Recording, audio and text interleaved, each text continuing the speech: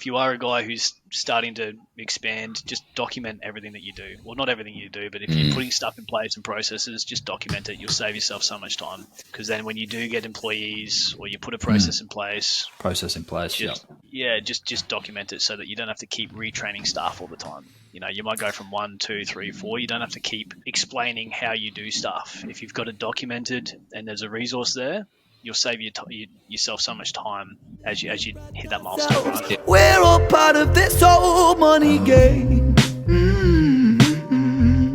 This whole. Welcome back to another episode of Beers and Business. I'm Abe Dearmer, CEO of Appsembler. I'm Andrew, CEO of Teamgate CRM, and today we're talking with another special guest. We've got Nathan from NJC Consulting Group. How's it going, Nathan? How are you? Yeah, good. Yourself? Good, mate. Ready for some early morning beers? I can hear the birds in the background of someone's. I don't know who's. I think it's mine, yeah. There's some birds singing in the morning. It's time to wake you up for a beer. Get into some early morning beers. So Andrew and I are trying this new thing where we're going to order our beers online so we can drink the same beer instead of, I guess, just comparing them as we go. Randoms, yeah. We've got ourselves a little. Got a couple from Range Brewery. Yeah. Down in Brisbane. They got put onto this one from one of the blokes in my uni class. So we'll try these guys out for a few Andrew, weeks. you don't know it yet, but I wanted to outclass you in the cup situation. So I went and got myself a Range Brewing mug. Paid the extra, got myself a mug. You would too. From Bavaria. So it really caught my eye, and apparently it gives, the beer a nice head, as you can see here. It's appropriate. A mug for a mug. But I just wanted to outclass you in that regard. Yeah. So we got our really Range glass. So yeah, I got one as well. They're not as good as this, but it's okay, I guess. Hurry up, I'm thirsty. So today we got our Range Brewing Sunshine XBA. So there it is right there, looking pretty good. How's the head on yours, Andrew? Still there? Oh, I just drank it. Meant to show run. There you go. Look at that. It looks flat, mate. All right. So Sunshine is a clean and crisp pale ale that's extra light in colour with refreshing notes of ripe stone fruit. Did you get that, mate? Pithy citrus and a hint of pine. Did you get the pine? Did you get the hint? All of that. As you can tell, Nathan, we're beer connoisseurs. I was going to say there's a lot of expertise in the beer intro here, which I'm really enjoying. Don't worry, mate. Anyone can read off again. That's like me with a bottle of wine. Yeah, exactly it. No, it's actually this is a really nice, clean it is. beer, actually. You can order these online from Range Brewing, but also, where's the brewery? In Brisbane, yeah? Yeah, it's down. Good question. It's in the rich area of Brisbane. In Newmarket? Somewhere down there. It's down in Newstead, I'm pretty sure. Newstead, yeah. But the good thing about Range Brewing is they release a new mix pack every week. So a lot of the breweries that we've been going to, generally you got to buy a 4-pack or a 6-pack. When you do an episode a week, you struggle to get new beers in. When you buy a 4-pack and you drink a 1 or 2 in an episode, then you've got all these beers left over, which isn't a bad thing. But except you've had some poor choices. Yeah. When you have some shit choices, like the red one that's still in my fridge, they stick around for a while. So, but these guys, they release a new mix pack and new beers each week. So for us, that's great because we can get 10 beers, all different kinds, delivered to our door, and then we can try a few different ones over the next couple of episodes. So yeah, we'll see where we go. Nathan, what do you got today, Nathan? Yeah, mate, I've got myself a cheeky little Byron Bay. Just keeping it nice and light for the Friday morning. That's my favorite. Nice. That's my go-to. The Byron Bay lager. Nice, actually. Yeah, good, nice, easy drinking, and cheap. Not cheap, but they're like well priced for a good beer for a carton. Budget friendly, we put them. Yeah, not cheap, mate. Yeah, not cheap. Budget friendly. That's good. Look at that. That's that consulting stuff coming through there, Nathan. It's budget friendly. This is a budget friendly option. Exactly. In your mind, you're thinking this tight ass. Hey, save the dollars where you can. That's it, mate. Exactly. Stack up, Exactly it. What are we talking about? All right. So today, you sure you don't want to do it, mate? Usually you just cut me off and take care of it. You like to talk, so you go. Here we go. So episode breakdown. So today what we're going to go through, we'll go through our normal weekly wrap. Excited to get into those. There's some interesting things that I know we're going to talk about today. We'll do an intro to Nathan and NJC Consulting. So go through a bit about Nathan's background, what made him start the consulting business and where it's sort of going. And then what we're going to dive into is look a bit more in the considerations surrounding starting up a business and establishing a business. And, Nathan's expertise that we'll get into in the future later on in the episode is around the trade space. So thinking about what tradies need to consider, especially as they start up their business, because as Nathan and I talked about it, you get taught how to be a tradie, how to replace a light bulb or something and leave a mess behind if you're an electrician. Anything else like outside of that in the business world, like you don't learn about marketing, you don't learn about sales, scoping out a job and figuring out how much to charge someone, what's a reasonable price, what's ripping yourself off. People don't understand that, so that's where Nathan comes into play. And then we'll wrap it up and we'll be off to the races for the next one. Hopefully this will be the 2 beer limit for today. Yeah, beauty. Go through our weekly wrap up first. Yeah, what do we got? All right, I'll go first. I want to talk about the founder power. So it's really interesting.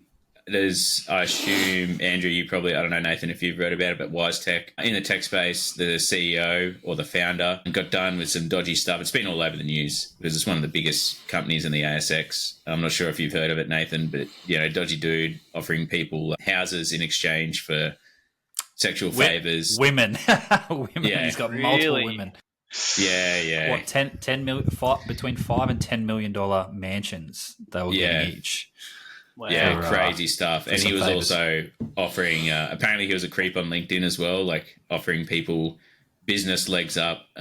Initially when he talked to him, like, oh, hey, it looks like you're starting a great business here. Would you like some help? And then eventually it turned into, hey, let's trade sexual favors for business advice and, connections and things like that. So pretty damning stuff. And it all came to light in the courts recently.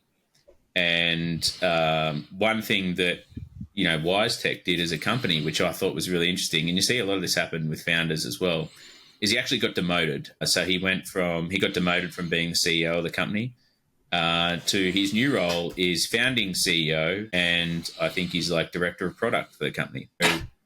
What is the actual role change there?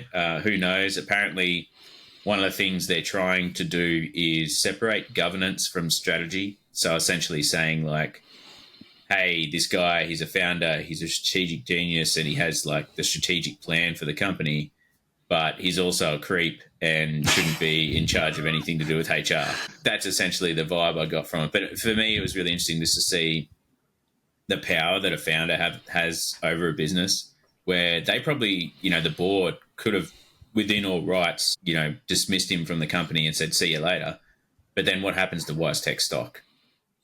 What happens to WiseTech?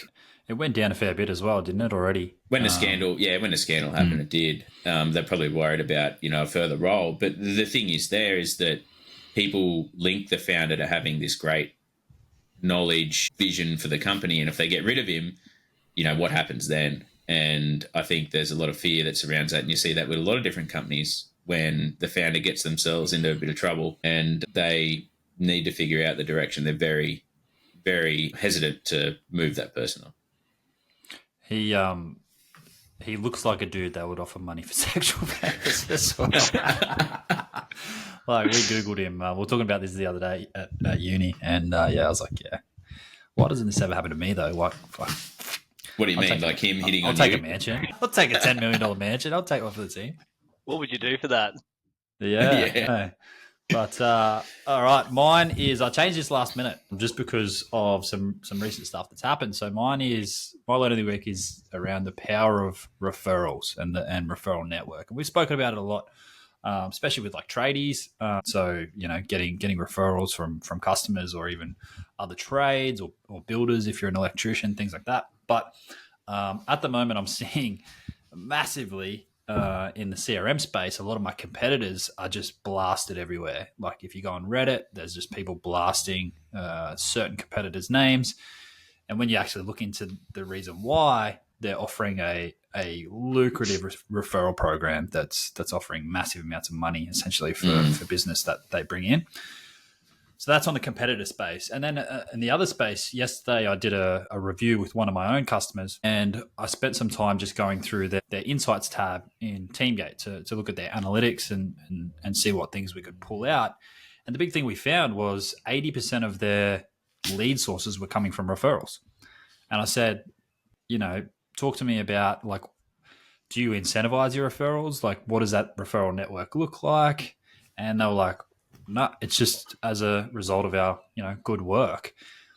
And I said, but do you spend money on ads? And they're like, yeah, we spend heaps. And I'm like, okay, well, looking at your funnel, only this many leads have come from ads. When you look at the deals that are converting and the business converting, it's all coming from referral.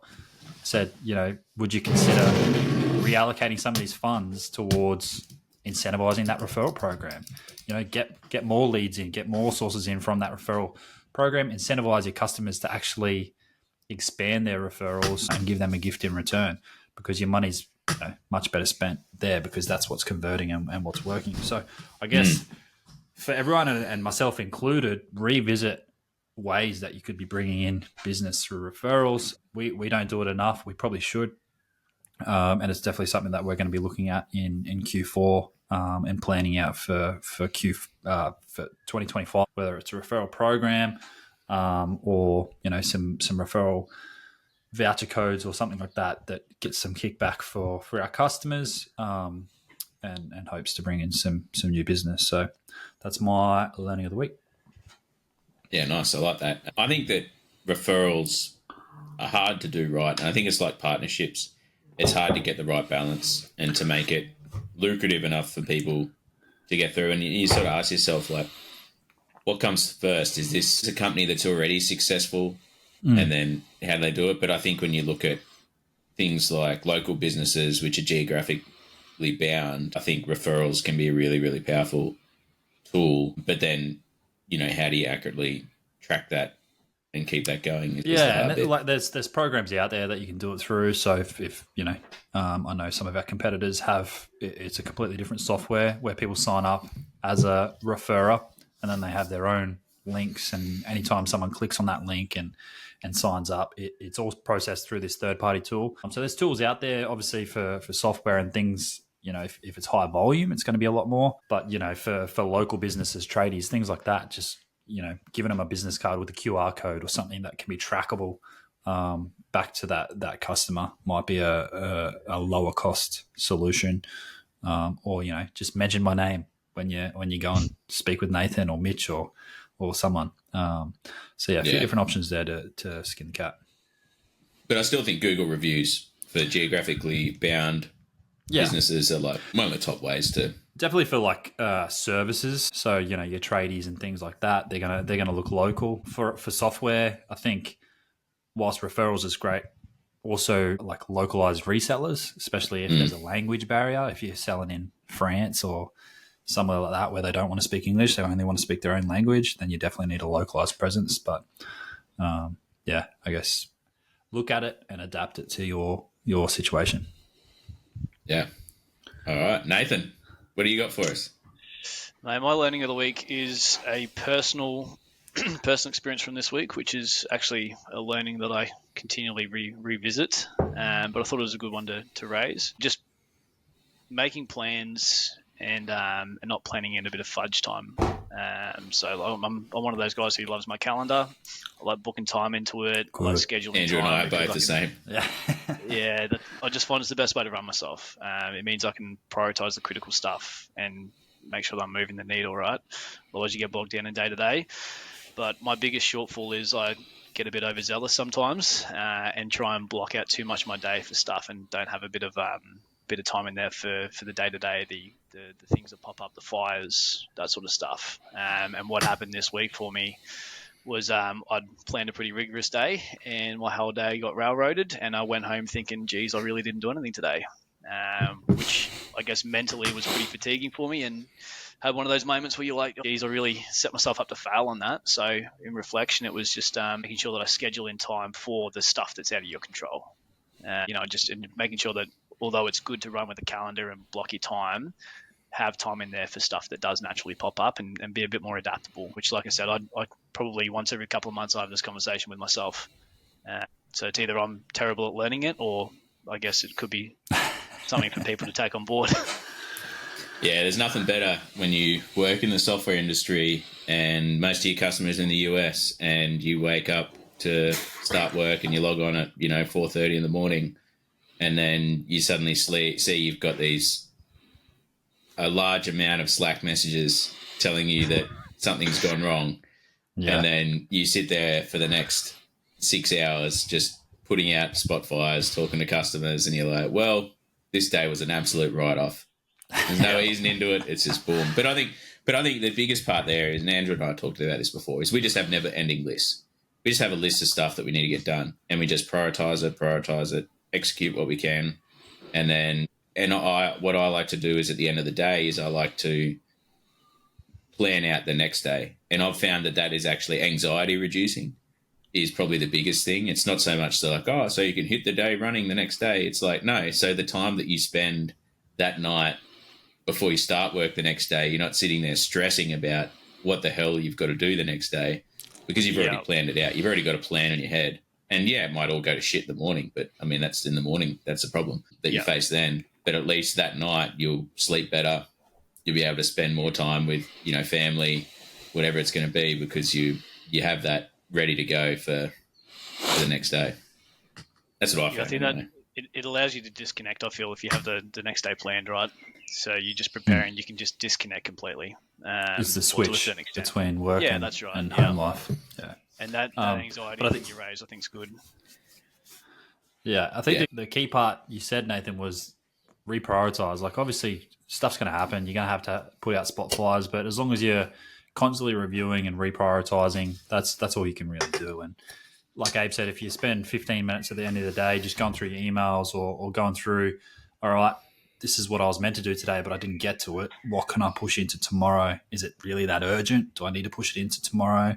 Reprioritize your next day. I think you're already ahead of the game if you're even doing that or considering that. So, and I think obviously you're in the consulting world now, but how many tradies could benefit from that don't do that? It's just super reactive, and everything's done with a notepad and a pen, and just put notes down, and hopefully you remember to get back to it that day. I'm going through pull quotes at the moment, and the amount of people I've inquired to, and I've had like one response, and then I'm chasing them up, and they're like, "Oh shit, we lost your inquiry." It's like, come on, man. Biggest thing as a tradie, be responsive. Responsiveness will win you deals. And what was it the other day? There's a real disparity going along where, especially in like the trades, where some people are struggling to get any business at all, and some people are way too busy.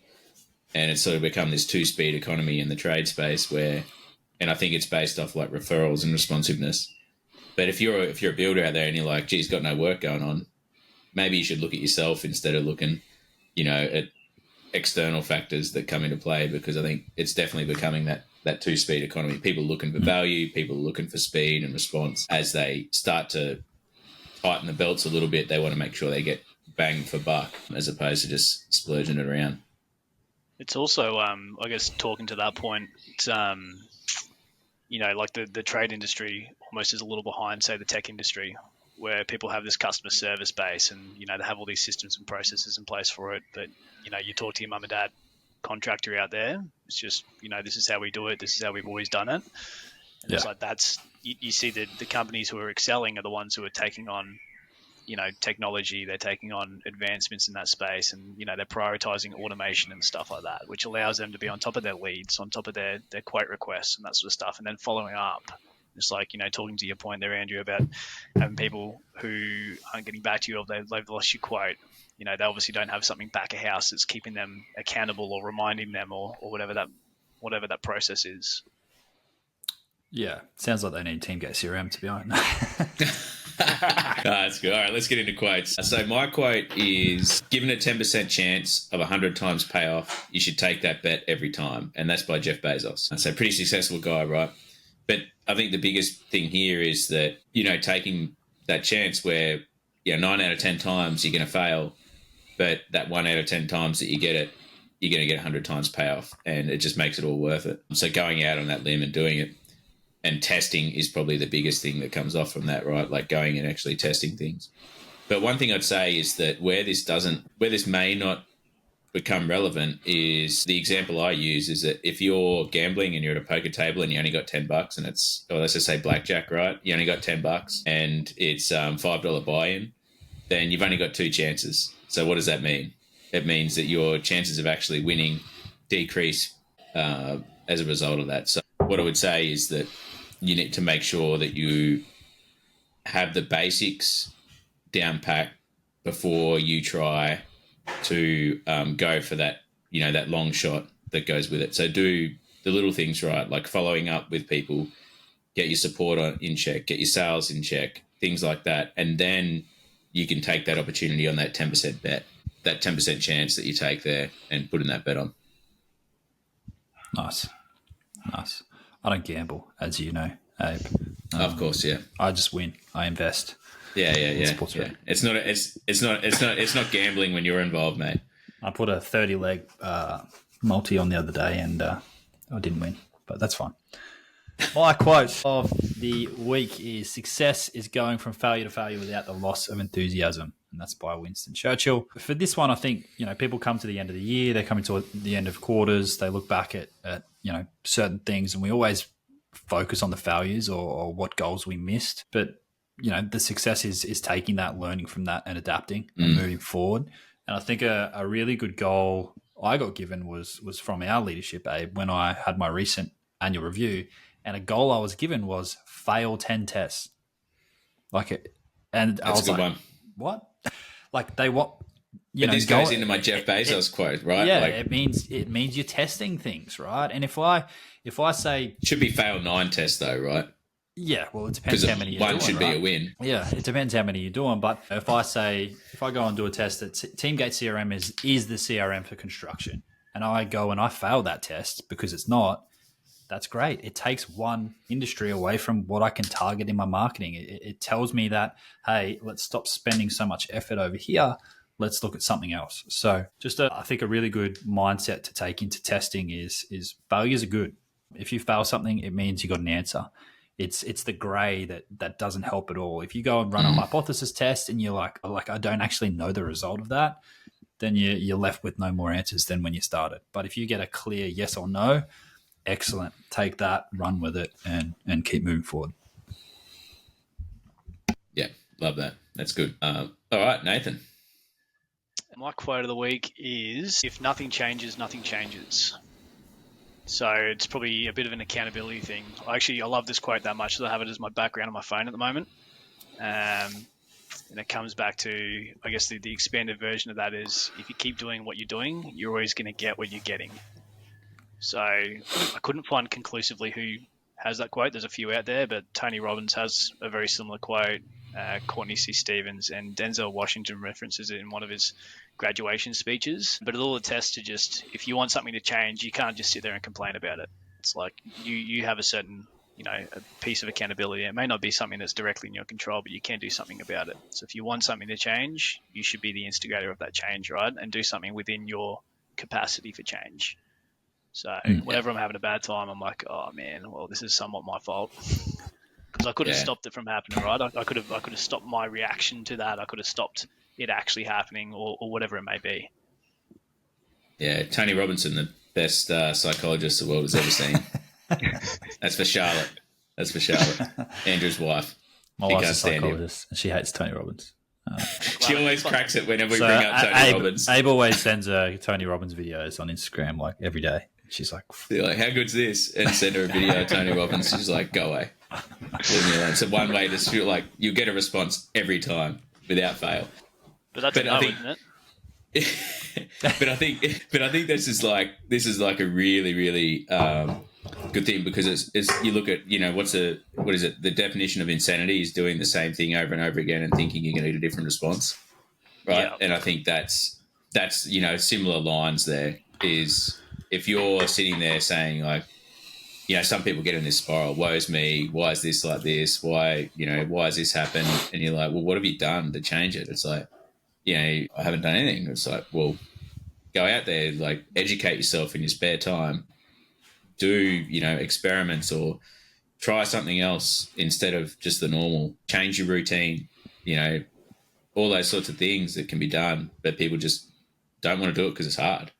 Yeah, become comfortable, right? It's easy to blame something else as opposed to yourself, I feel. Yeah, absolutely. External factors. All right, but let's jump in and let's put the spotlight on you, Nathan. Keep it moving. Yeah. No pressure. 25 minutes in. Feeling good. Yeah, it's all on you now, mate. It's all on you. We're just going to switch off our cameras. We'll be back in about half an hour. Just let us know how it goes. Yeah. No, but tell us a bit about yourself.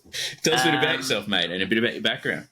Yeah, cool. So I'm Nathan, obviously, and I am an electrician by trade. I completed my apprenticeship a few years ago. That's it. It's over. Yeah, fuck. We've already had an electrician on. Who you know? Yeah. We have a mutual connection, Mitch from Zeus Electrical and Air. Absolute ripping bloke. We used to work together. Hit him up. He's in North Brisbane, actually. North Brisbane, there you go. I'm sure he'd travel though. To be fair, it's not that far. I just make him come to the coast, and then don't pay him. But yeah, so I'm an electrician. I've been in the trade my whole working career. Love it. I don't clean up because just got to roll with that consensus. When I finished my apprenticeship, I moved up to Gladstone for a few years and worked on one of the large LNG plants up there that they were building. Nice spot, Gladstone. Great spot. It was booming at the time. It was a very interesting place to be. There was, I think, 30,000 tradies in town, so it was it was pretty wild for a while there.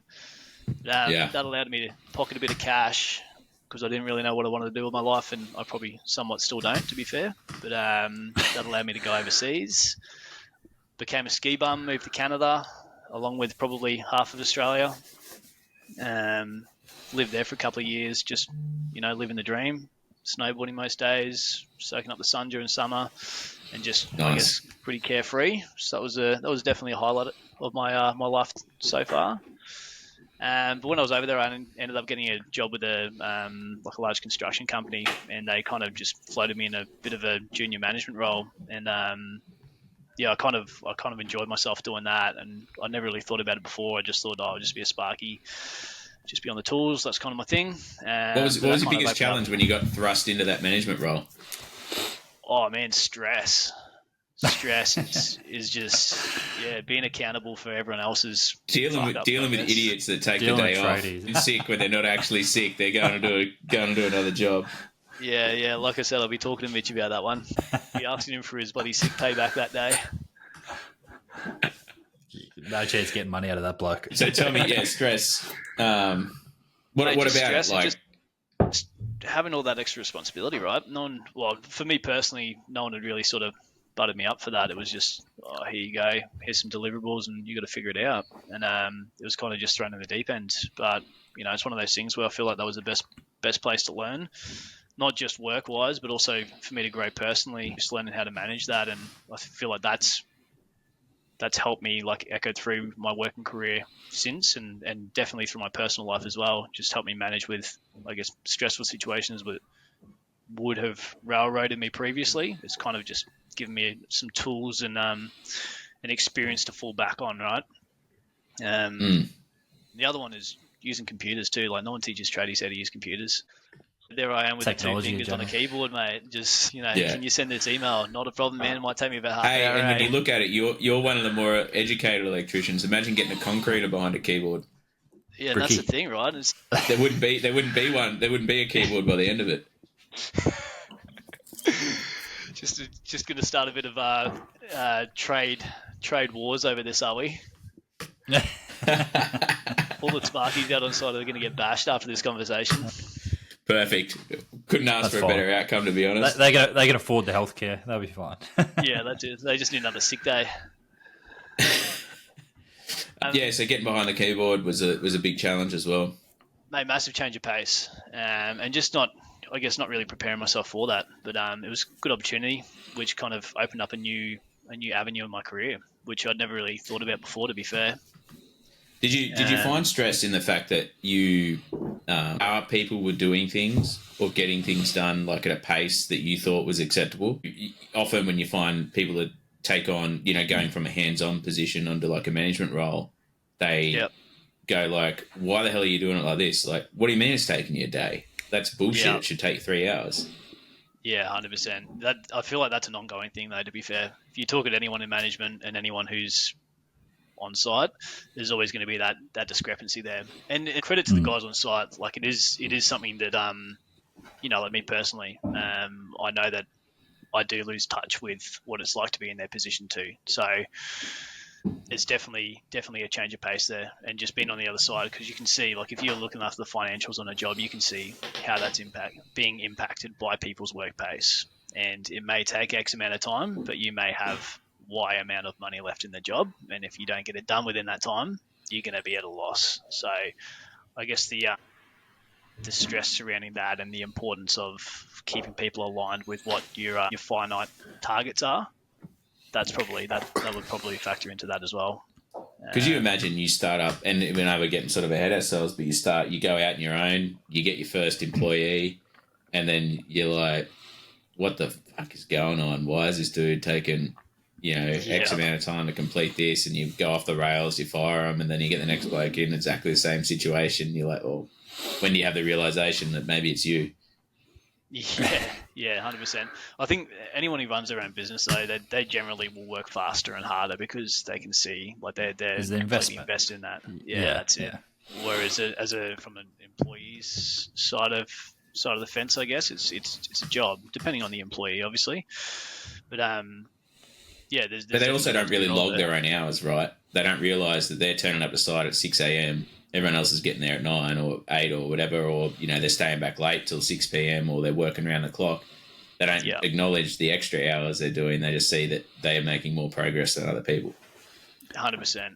I think that's probably a shock when you move into, like, say you're a tradie, you're on the books for someone else. You go out on your own thinking, oh, I'm going to make all this extra money, and then you go from working the 9 to 5 to fuck, like I'm doing all these extra hours. Like, I'm 6 till 6 now. Then you get that realization, right? Of like, oh, this is big. Like it's more than. Sometimes they get shocked, and then they've got all those extra responsibilities. That's it. It's the non-billable hours too, right? So if you go from having a paycheck where you're getting paid as an employee, and then you're shifting to finding your own work, it's like, yeah, great. You might get that first job, and it might be a screamer, but you got to find the next one. So how do you find the next one? You got to put the time into finding that, making connections, marketing. If you're looking into those avenues, quoting jobs. What's your conversion rate? How much time are you investing in that? Like, what is it actually costing you? Because the job, when you pick up a job, delivering the job costs you X amount, but what are your overheads associated with that? What did it cost you actually? Did you send 10 quotes out there? Talking back to the 1 in 10, did you send 10 quotes and win one job? Well, how much did it cost you to create those 10 quotes, and then you've converted one? So it's just understanding all of that. Speaking of that, like the guys who I have who work for me, like in my current employment, they wouldn't know the amount of hours I put in. They'd see me, whenever they see me and go, oh yeah, he's gone for a coffee, or he's going to schmooze that client. But I was up till midnight last night doing a tender. It's like, it had to be done. It's like, but I don't get paid for that. But it's just, if you don't do what you got to do, then it doesn't get done, right? I Exactly. feel that. We're in a similar space. Taking a step back, Nathan, you said you sort of thrust into the project management piece or the management space. Was there anything, going from a tradie on the tools, was there any sort of education you did either before moving into that role or after that helped, or that you'd recommend for someone if they were thrown in a similar situation, a tradie moving into that sort of role? Yeah, depending on what you're moving into. So I'd already moved into more of a management role, and then I thought, hey, I need to, accelerate this growth here and really, I guess, give myself some fundamental skills. So I did an advanced diploma of engineering, which is like sort of the next step from the trade certification. It took me 2 years that I did outside of work. Wasn't super fun, but it definitely helped me a lot with my computer skills and report writing and all that sort of stuff, which I feel really helped me. It definitely highlighted some gaps in my education as well. So I feel like it helps solidify that office piece, the skill set that you don't get as a tradie. And then after that, I've done a few more things as well. I've got a real passion for like learning at the moment, which is cool. So over the last 5 years, I've constantly trying to do something. I get a lot out of it personally. I'm not saying that everyone has to be like that. That's just, I guess, me at this point in time. but I prioritize that. So I've done a diploma of project management because I wanted to learn more and be better. So there's definitely cool options out there for upskilling yourself. So I've done like the TAFE pathway. There's a bunch of online platforms you can learn through, like RTOs online, where you can just do it self-paced. And I found they were the best for me just to fit it into my lifestyle. So I might have to go to like a webinar or something once a week or once a fortnight, or you can download them and watch them at your leisure, sort of thing, and then you just submit your reports or your assessments as you go. But if anyone's looking to go down that pathway, I'd strongly recommend finding that something aligns with the direction you're trying to go. Yeah, no, I think that's a really good. And what I believe is that nowadays we're in such a fortunate position with the amount of online learning options and the amount of flexibility there is with learning. Like back in the day, you would have had to turn up to TAFE. You're in a classroom. Yeah, you're in a classroom because there's no other way to deliver it, and that's hours out of your day. Like you haven't got time for that. But if you're online doing it, you can do it self-paced whenever you find the time. Like it just makes life so much more easier, and it removes a lot of those boundaries to learning as well. And I think that's probably a key bit there is looking at how you can upskill yourself when you get into that role or before you get into it. Yeah, that's it. Even little things like like using computers, right? Like not to harp on that, but I knew that I was spending a lot of time on my computer. So I was like, okay, well, I probably need to see how I can accelerate my time on the computer. So I'd learn how to type faster. So that was a free course online. Yeah, exactly, right? Just if you're spending a bunch of time on something, see how you can do it faster. Yeah, the old missile fingers to start with, yeah. Oh, mate, I still run with that sometimes, yeah. That's when I do my finance work. Abe's got the opposite. His are a bit wider. They're little sausages, so he hits multiple I got ham fingers, yeah. Hits all the keys at the same time. You'd be that talk to text kind of guy, wouldn't you? Listen to it. Yeah, except that Siri doesn't understand him.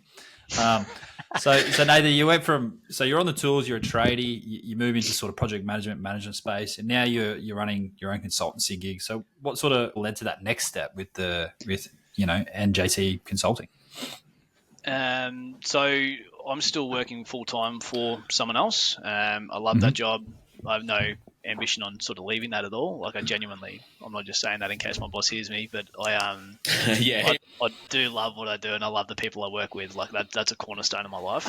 But what's happened is I've had a bunch of mates who've gone out by themselves. Sort of some of them were employees who I worked with, and some of them are just mates who I've had did my apprenticeship with them or work with them through different companies, and they've gone out on their own. And I guess I've moved myself into a position within a good company where I've had opportunity to learn and develop my skills. And I've constantly had my mates calling me like, oh, hey man, I'm quoting this job. What do you reckon I should do for this and that? And, just asking questions, or this happened on site. How should I handle it? Like just, and being your mate, you always help him out, right? And it got to a point, well, it didn't get to a point, but I had Mitch, who we mentioned before, a mutual mate of ours. He was the one who just goes, mate, why aren't you doing this for a job? Like you can provide so much value to people just for them, because he'd call me about random stuff like, hey man, what should I do for this? Like I've got to set up this process. What do I need to do? Or what should I do so I don't have to learn the hard way?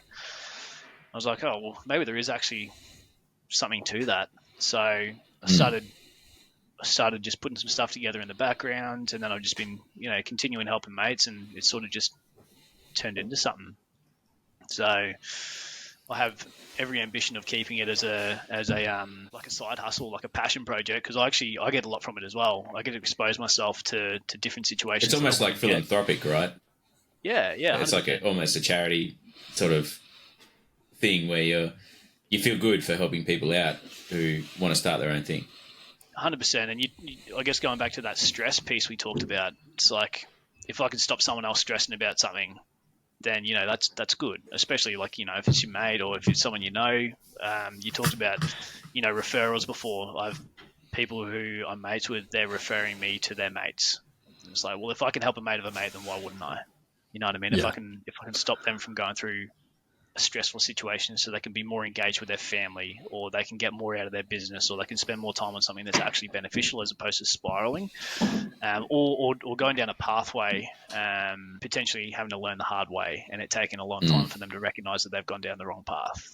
If you can provide short little I guess skip the hard lessons parts, then yeah, I'm all for it. I think it's really beneficial. It comes down to the whole like helping others. So I guess that's probably the cornerstone, and I definitely get something out of it too. I expose myself to different situations. I get to meet different people. Some of the best ideas come from people who you wouldn't expect. Like I always tell anyone who I work with, it's like, don't disregard anything an apprentice tells you. Like half the time, yeah, it's probably something dumb, but there'll be some gold. Like a first year apprentice will come up to you and go, hey, why are we doing this? And you go, we've always just done it that way. It's like, there's other options, right? It's just fresh outside eyes. Perspective. I was actually reading a book, Andrew, I shared it with you, right? It's like the innovation in industry, the power of law. The innovation in industry doesn't come from people who are already in the industry. It comes from someone who's a disruptor. So they've come into an industry to disrupt it. Like you look at, Elon Musk with a number of different things like Tesla, SpaceX, Starlink, like all of those are massive disruptors, and he had no experience in that industry.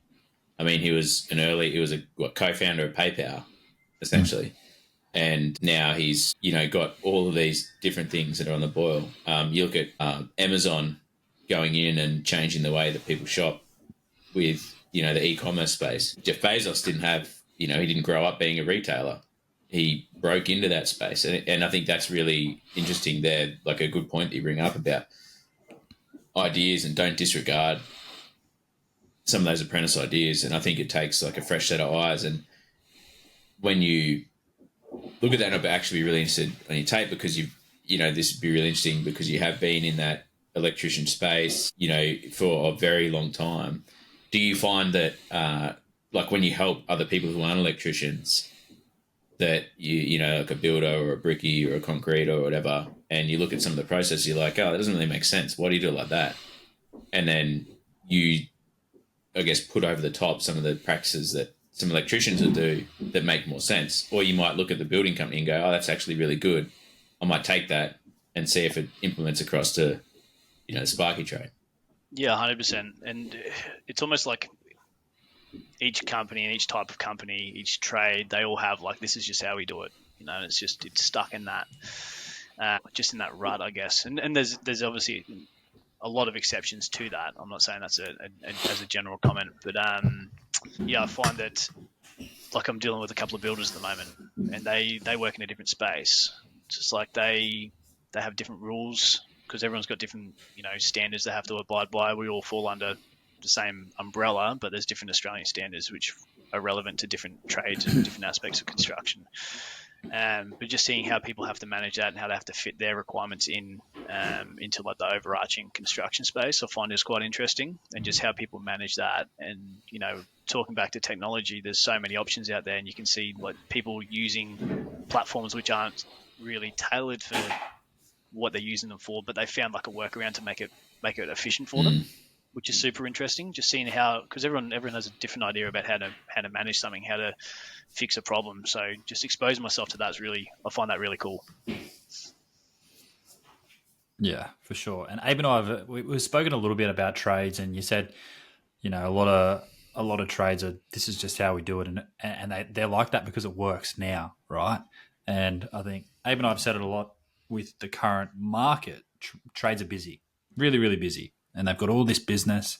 It's going to get to a point, and I hope it doesn't happen, but it's going to get to a point where, whether the market falls through the floor or something happens, but then it's going to be the trades that have adopted. They have, looked towards modernization. They've got systems in place where they stand out above their competitors. And then when that business level drops and the, supply and demand drops a little bit more, it's going to be those companies that sort of thrive on the other side of the sort of bubble that we're in at the moment. But taking a way step back with your consulting, you sort of spoke about like helping people, and without making this about Abe and I, it's similar. We're in a very similar situation when we started this podcast. We had friends coming to us, family coming to us. Oh, how do we do this? How do we do that? And we're like, for us, it's common knowledge. Like, how do we instead of having 1,000 conversations a week, let's just put this into a podcast. And although we don't monetize it, it'd be great if we had some free beer, Range Brewing, or someone else is listening. Hook us up.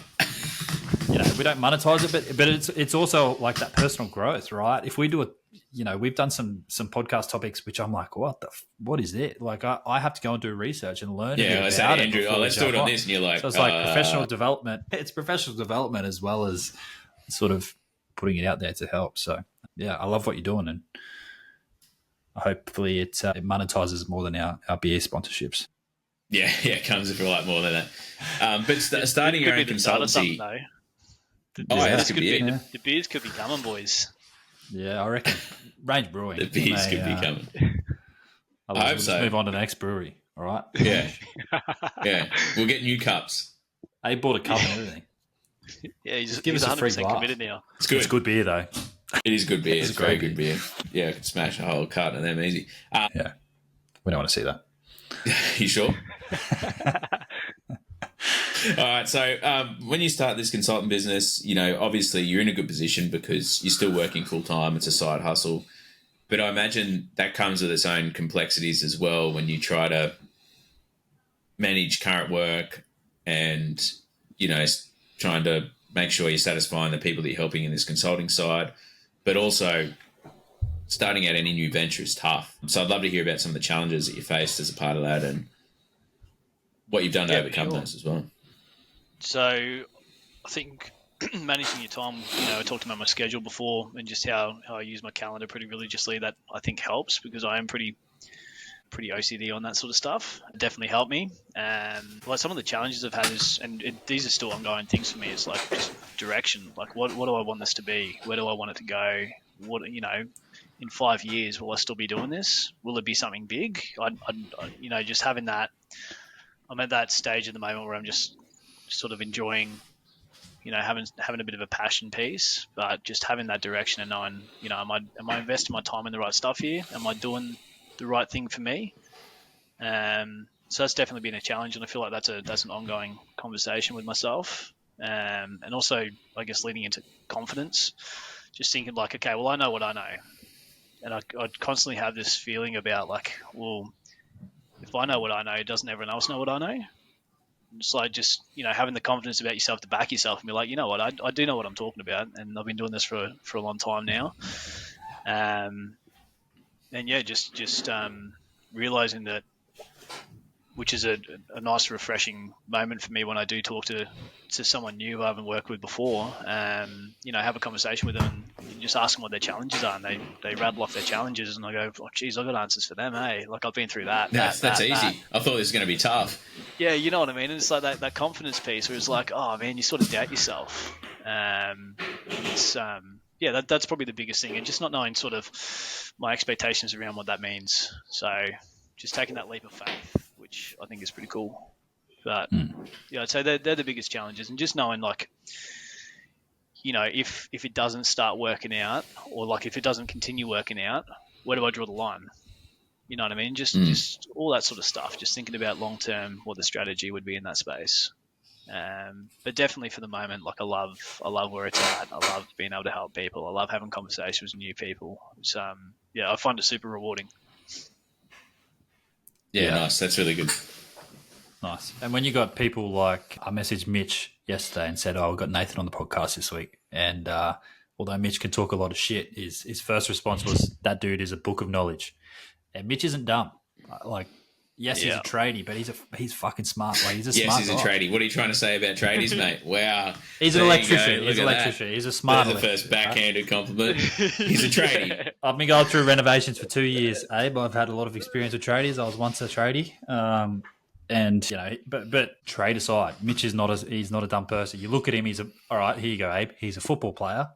He's an ex-footy player, big fucking strong dude. You wouldn't, looking at him, you're not going, oh, this guy's smart. He's smart. And so when you got people like that saying about you, Nathan, I don't think you should have any issues with the sort of confidence of what you know and what you don't.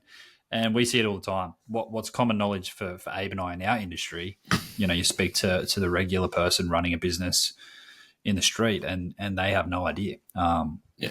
So and on the other side of that, I learn they new probably stuff know every day. stuff. Yeah, and they probably know stuff that we don't know. Like it's just 100%. about that knowledge sharing. But yeah, absolutely. But let's get into the real, I guess, nuggets that is going to help out any of the tradies that are listening to this. Besides, just hitting you up and getting some consulting done. But the other side there is, you've seen it a fair bit. You've been involved in it for a long period of time. Tradies, they, as you said, they're employees. They're doing a great job. They're like, I reckon I could do this by myself. You mentioned before about like they might land a big job, but what happens to the next one? Where you're getting that from? What are some of the challenges that people come across when they step out the door, go out in the big bad world all by themselves, and start their own business as a tradie? Well, I think just the transition from being a bloke on the tools to actually having to find your own work, I think that's probably a massive transition there, and just being accountable for finding your own work as opposed to showing up every day.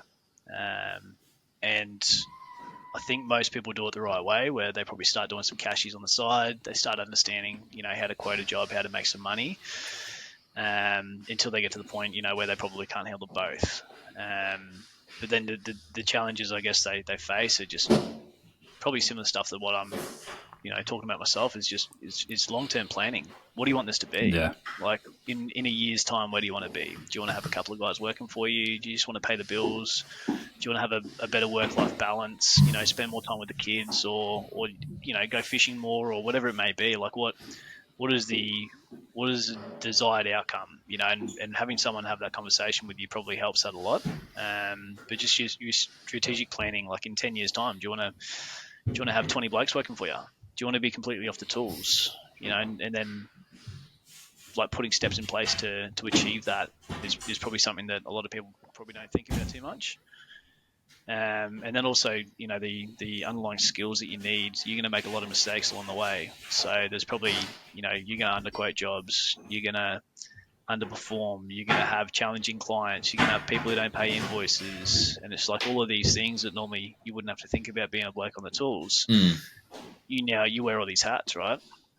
You got to find your own work. I think accounts receivable is one of those things that sneaks up on people pretty quickly. Hey, like people will sit there and be like, they just expect people to pay invoices. They're like, I've sent them the invoice, so they're going to pay, right? Like they're paying, and then suddenly you realise, like, holy shit, this guy hasn't paid me. It's been 120 days, and you don't realise it until your cash is tight, and you're like, well, I don't have any money, and you realise that big job you did 120 days ago still hasn't paid you, and you're like, oh shit.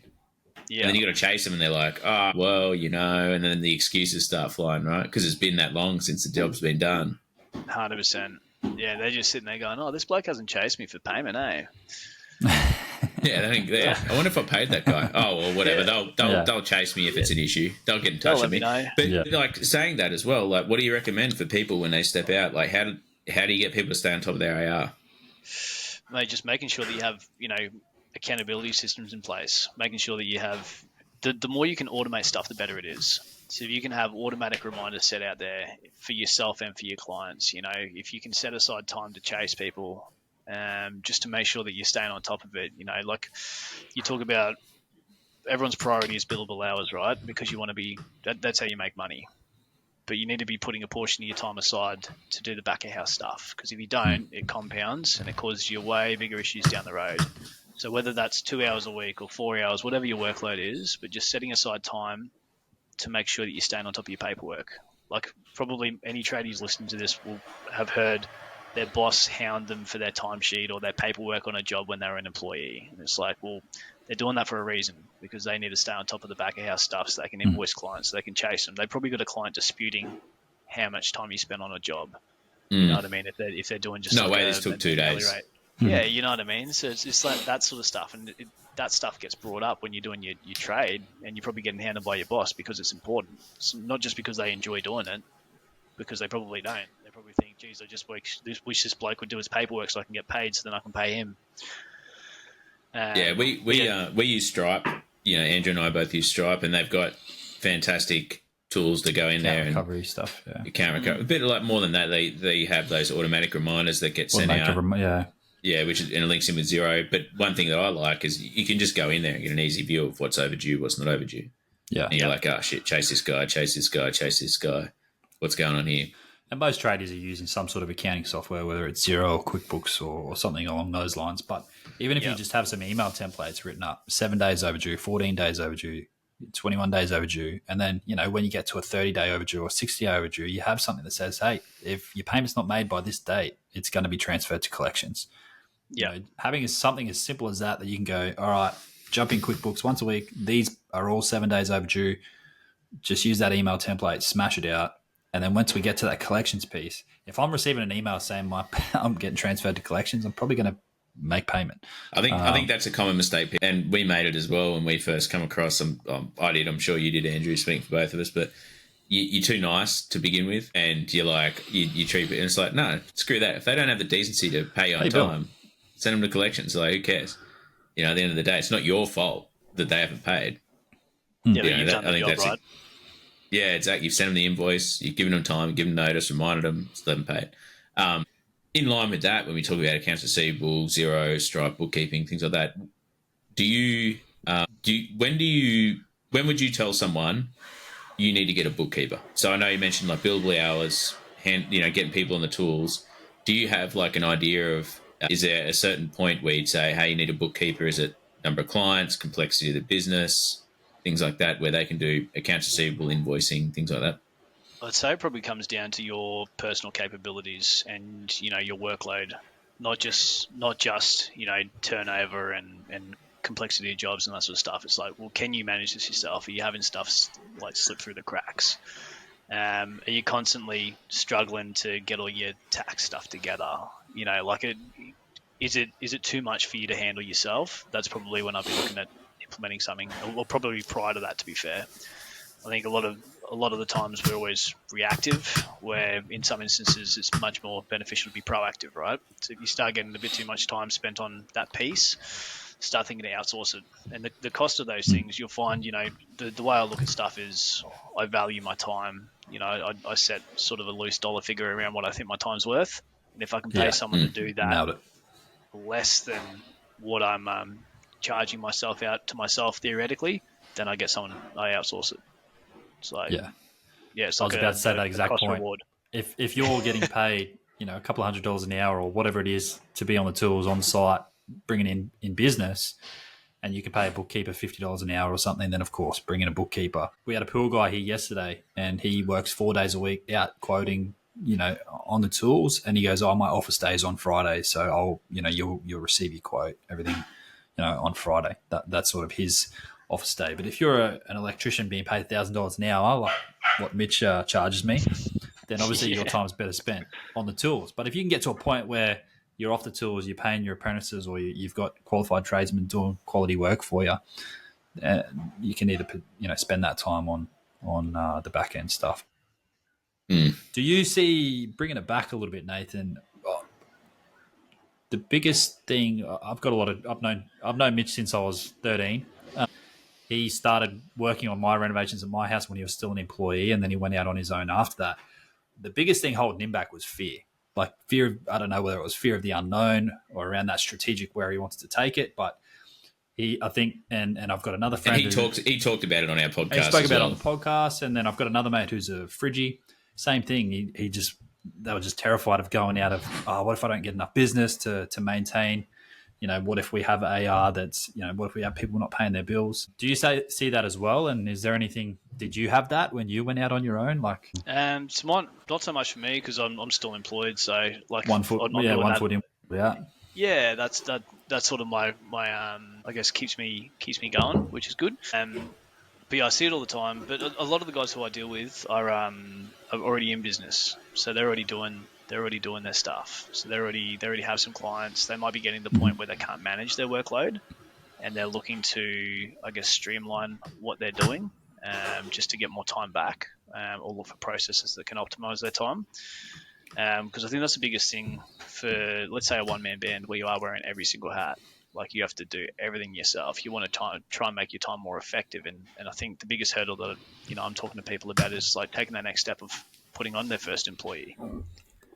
And that in itself is another fear that people go through. Like, what if I don't have enough work for both of us? You're responsible for someone. Yeah, right? like they're working through, like they've got to the point where they have enough, enough turnover for themselves, and but they're exceeding their capacity. It's like, okay, well, if you want to continue doing what you're doing, you're going to burn yourself out. So you need to look at some other options out there. So putting your first employee on is a massive step for a lot of people, which it should be too, because if you're giving someone a job, there's a responsibility there to ensure that you're having an agreement with them. Like you work with me, I'll have work for you. If you don't hold up your end of the bargain, then that probably feels like that would be a lot of strain in that space. So not so much people leaving their current employment, but more so where people are looking to expand their business has been probably the most of the experience I've had dealing with tradies out there. And the thing you said there, like time is money, and I don't think that's any more accurate than in the trade industry. That tying that into what you do now. So obviously, consultancy are probably a big thing that you focus on with your services is helping people build efficiency into their processes and help getting some of that time back. At what stage do you see businesses looking at consultancy in your experience? It depends on the person. A lot of people will do they want to do everything themselves, which is perfectly fine. There's nothing wrong with that at all, because they have complete control over what they're doing. But what I found is that people get to a point where they don't have a solution. They know they have a problem, and they think that's okay. Like, this is all good. I'll just keep going until it becomes like a bigger problem. I've had a lot of people reach out where they've identified a problem that they don't know how to fix. So then they've asked me, or they've engaged me to provide some solutions or some advice, and whether I help them fix that problem or just give them recommendations on how they can tackle and break that problem down into more manageable pieces. I wouldn't say that there's a specific this is the one point that you need help. It's more, it comes down to the person, their skill set, the challenges they're facing, because everyone has different experience, right? Like we talked about before. Everyone has a different worldview, different experiences, different exposure. So someone might be really good with their accounting, but they might be really poor with their employee management or something. Or they might be really good at delivering work, but they're not good at finding work. So it's a very case-by-case basis. Yeah, and I imagine biz dev is a big problem for a lot of people that haven't had to deal with it before, because it is tough. Yeah, and you got to hassle people, right? You got to be out there just chasing people up. I sent him that quote. Why hasn't he called me to do the job? It's like, well, he's probably spoken to 3 other people. So One thing that I found is that, or they hear people are asking for, like, they're asking for something like, oh, we're looking for someone to do this job. It happens on like a Facebook, like the Facebook groups, the town groups or something like that. Like a big company might be like, hey, we're looking for someone to do, or it might even be, someone looking to do a reno in their bathroom, or, and looking for recommendations.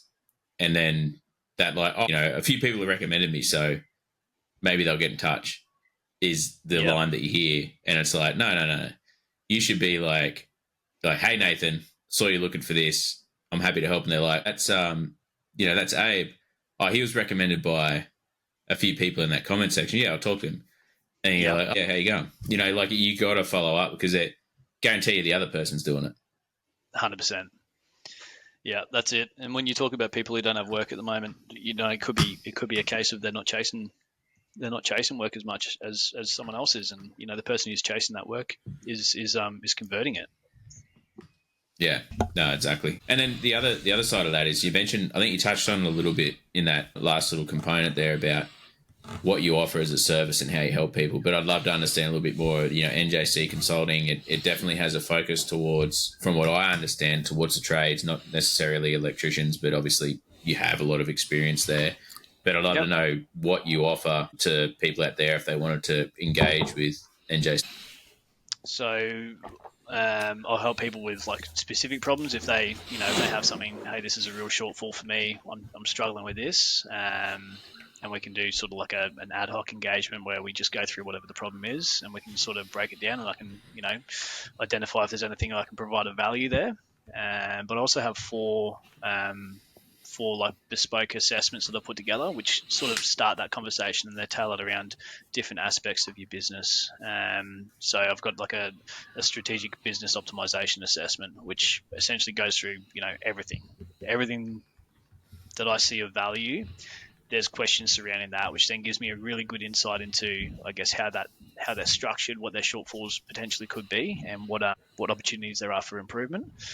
There's a contracted delivery support where if you're already an established business and you're going through stuff at the moment and you're having good success, but you're not quite nailing your tenders or your quotations through to delivery, or there's some roadblocks in there. That one's tailored around that, just to really get that information out so we can highlight what the shortfalls could be.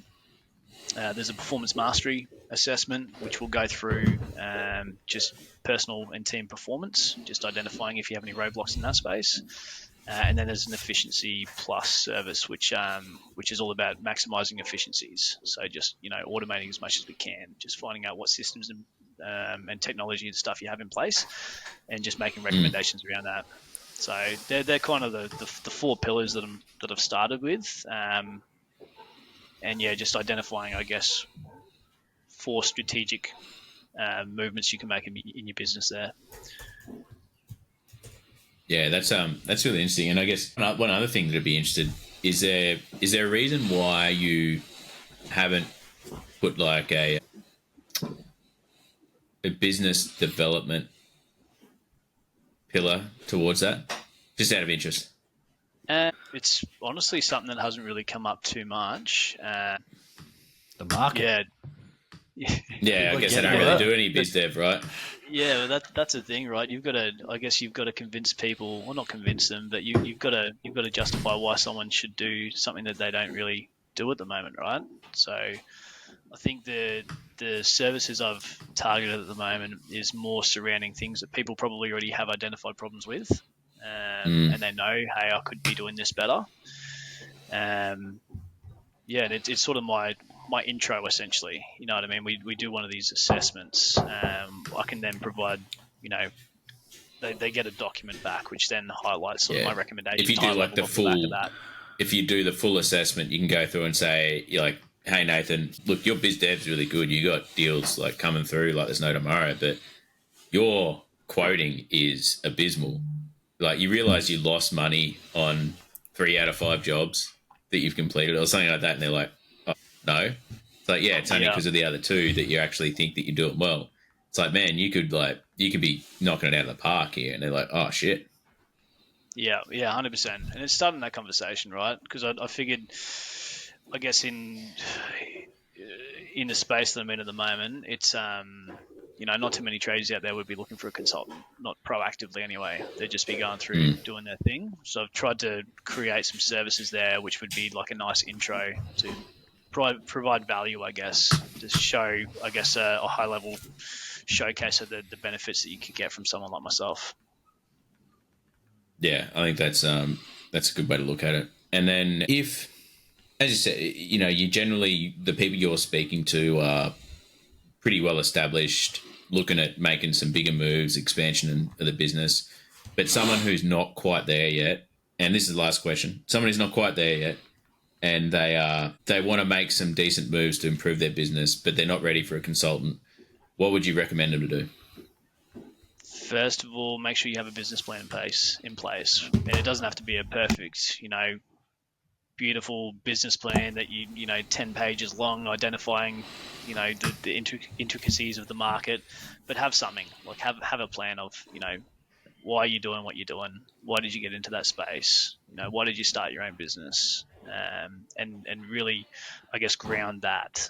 I guess finding your why is probably a big thing, and then your business plan will generally give you a bit of a idea of where you want to go. So that will then hopefully allow you to break down some key steps to take to get to where you're trying to get to, right? So I'd say, like, you don't need outside help with that. It's like that's a self-reflection exercise where you can just take some time, figure out why you're doing what you're doing and where you want to go, and then you can start putting steps in place to get to where you want to go. I'd be structuring time into your week to continually work on those items. because everyone gets caught up in their day-to-day. There's always something on fire. There's always, someone's not happy. There's a job you need a quote. There's, these guys are all doing their own jobs, right? They're on the tools, probably making money. But make sure you structure time into your day or into your week where you can sit down and actually do the back of house stuff. But then as part of that, also put in some future planning time. So if you don't, like if your goal is to get off the tools, you need to be taking steps to achieve that, right? So breaking down, okay, well, how much do I need to make? How many jobs do I need to turn over to justify having another person? Which then obviously it starts snowballing from that point, because you're turning over more money. You have another person out there who's also generating revenue, which allows you to continue growing. So structuring time, because no one's going to make you structure that time into your week. I'd utilize free online courses. So there's heaps of stuff online, like we talked about before. You can learn about pretty much anything on the internet. The integration of AI these days is wild. YouTube videos. And there's everything out there. Hey, it's crazy. Like, yeah, YouTube videos. You can jump on YouTube and you can learn pretty much anything you want. So I'd be capitalizing. Even how to on use that. Teamgate CRM. Yeah, but you got to listen to my voice. No one wants to do that. Well, there's obviously some people. You're on a podcast, mate. Hey, yeah. No, I was forced into this, Nathan, against my will. Was this a sexual favour thing from the start? Yeah, incentivized by beer and beer and bullying. That's what this should be called. Beers and bullying. Beer and bullying. Beers and bullying, Andrew. Hey, you two have ganged up on me more than I've had a go at you this podcast, Andrew. I'm going to have to make up for it next time we're on there. Shut up, sausage fingers. Let Nathan finish. Other stuff I'd do if I was one of those blokes looking to sort some stuff out.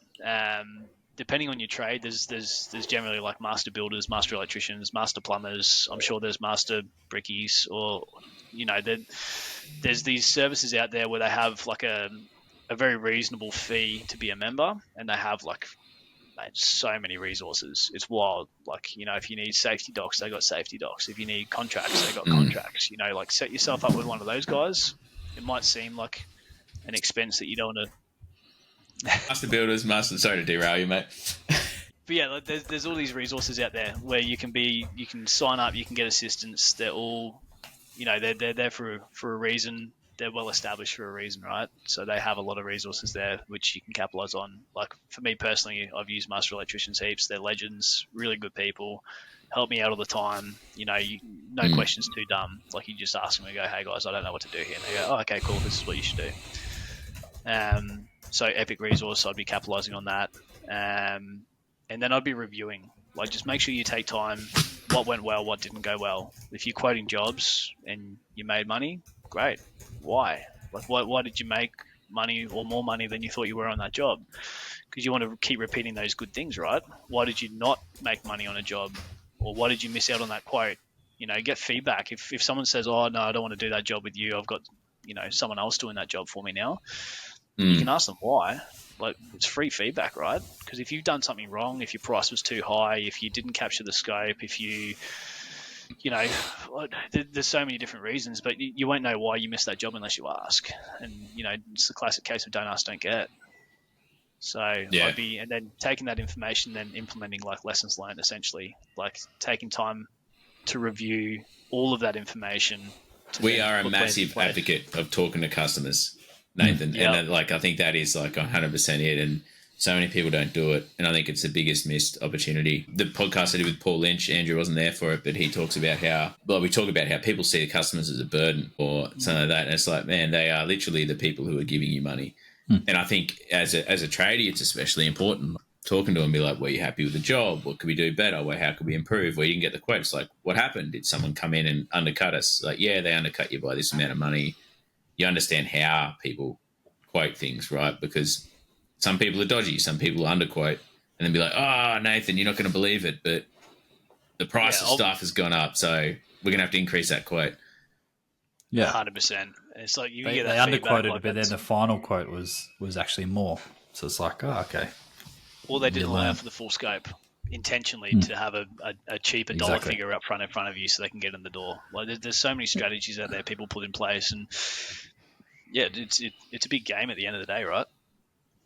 No, that's exactly it. No, it's good. And then thank you so much. Oh, last thing. Last thing, if you are a guy who's starting to expand, just document everything that you do. Well, not everything you do, but if you're putting stuff in place and processes, just document it. You'll save yourself so much time. Because then when you do get employees or you put a process in place, just document it so that you don't have to keep retraining staff all the time. You might go from 1, 2, 3, 4. You don't have to keep explaining how you do stuff. If you've got it documented and there's a resource there, you'll save yourself so much time as you hit that milestone, right? Yeah, and don't document it in your, the back of an invoice that you've, got back from someone that you got from Bunnings or something like that. Like, there's some really great tools out there. One that we use is Notion. There's probably a whole heap of others, but Notion I found is fairly easy to use, fairly understandable. But worst case scenario, just use like a Word document on your computer. 100%, mate. There's nothing wrong with a Word document. Yeah, but just figure out what works for you. I think is the key bit, because if it doesn't work for you, you're not going to do it, right? Yeah, definitely. All right, and I guess the last thing here, Nathan, is that people want to get in touch with you. How do they do it? Mate, they can jump on my website, njcconsulting.com.au. They get to see a nice, pretty picture of me in there. But yeah, all my contact details are on that. I've also got social media. I'll give you guys the links for that. But I'm on Facebook and Instagram. I try and post some stuff every couple of weeks just to get some content out there. But yeah, feel free to jump on those resources. I also send out a fortnightly, newsletter, just a bit of a blast about whatever topic I guess comes to mind at the time. But yeah, if people are interested in signing up for that, then they can sign up via the website there. There's just a little, put your email address in here, and then they'll get added to the list, and they'll get some emails. But yeah, if anyone has any issues out there, feel free to touch base. More than happy to help anyone. Yeah, sweet. Absolutely. Well, we'll make sure we put those links down in the description of the podcast, so that way everyone will get a copy of that and can get in touch with you, Nathan. But in the meantime, let's wrap this up. It's almost now 20. Bang on time. Yeah, it's been a great conversation, and I know I've learned a lot, especially about some of those considerations for the trade space. And I think probably, the biggest thing is, for me, that people should take away is that time blocking is super important as especially when you're starting out as a tradie, because as you said, you want to make sure those billable hours are up, but you also need to get the back of house sorted. So you need to figure that out and how that balance works. And I think, Andrew, the point you brought up there about the pool guy who does Monday through Thursday is, on the tools out and about. Friday is quote day. You just got to figure out something like that. Whatever your least busy day is for, being on the tools, just, swing that in as your quote day. Or, if you have the capacity, it's easy if you don't have a family and you're single bloke, you might spend Saturday, doing as that as your back of house day, so you can be on the tools 5 days a week at least. So definitely something to consider. But thank you so much for coming on, Nathan. Really appreciate it. But for all of our listeners, is like and subscribe on, or did you want to do the outro, Andrew? I don't want to. No, mate, you do it. You've already started it. No, you go.